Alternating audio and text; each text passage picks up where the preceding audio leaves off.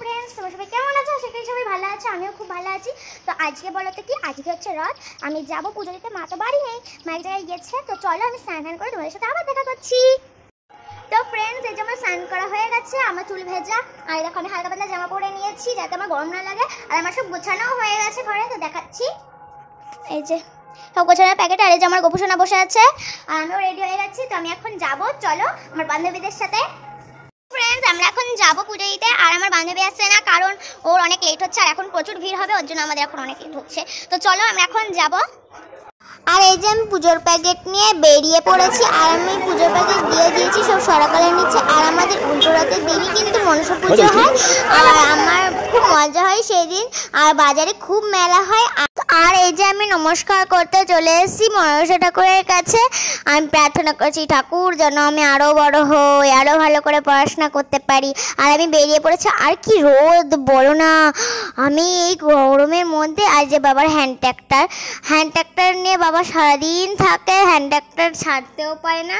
Hand tractor বাবার মায়া, 15 বছর হয়ে গেছে এখনও হ্যান্ড ট্র্যাক্টর নিয়েই থাকে, জোড়াতালি দিয়ে তাও।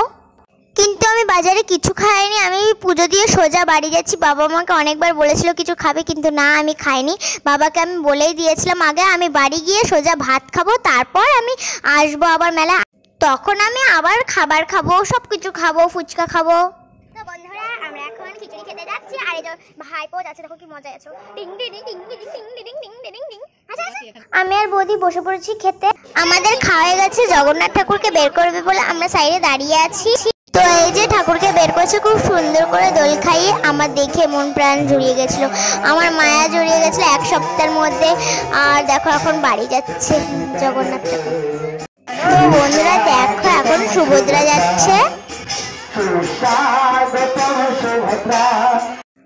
আর দেখো বন্ধুরা, আমার ভাইপো কি করছে মুখটা। মা ভাইপোকে বকেছিল বলে তাই ভাইপো রাগ দেখাচ্ছিল। জগন্নাথ এখন মাসি বাড়ির থেকে রথে উঠবে, মানে বাড়ি চলে যাবে। তোমরা ভিডিওটি পুরো দেখো, আশা করছি তোমাদেরও ভালো লাগবে।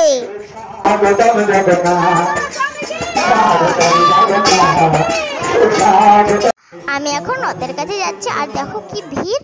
আর এই যে আমি রথের কাছে চলেও এসেছি, আর আমি এই যে রথের দড়ি টানছি, আর আমার খুব মজাও লাগছিল। আর আমি আমার বান্ধবী আছি, জগন্নাথকে আমরা এখন বাড়ি দিয়ে আসছি। তো দেখো এখানে কলা, নাড়ু, মুরগি সবাইকে দিচ্ছিল, তো আমরাও পেয়েছিলাম মুরগি। রথের দড়ি টানতে টানতে আমরা অনেক দূর চলে গেছিলাম। রথের দড়ি ধরে জগন্নাথকে টানতে টানতে নিয়ে যাওয়ার একটা মজাটাই আলাদা।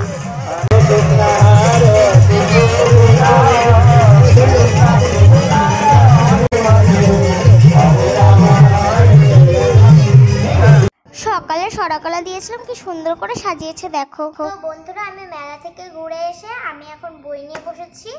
আর ভিডিওটি যদি ভালো লাগে একটা করে লাইক, কমেন্ট এবং সাবস্ক্রাইব করে দিও, এবং শেয়ারও কিন্তু করে দিও। Tata, love my all friend.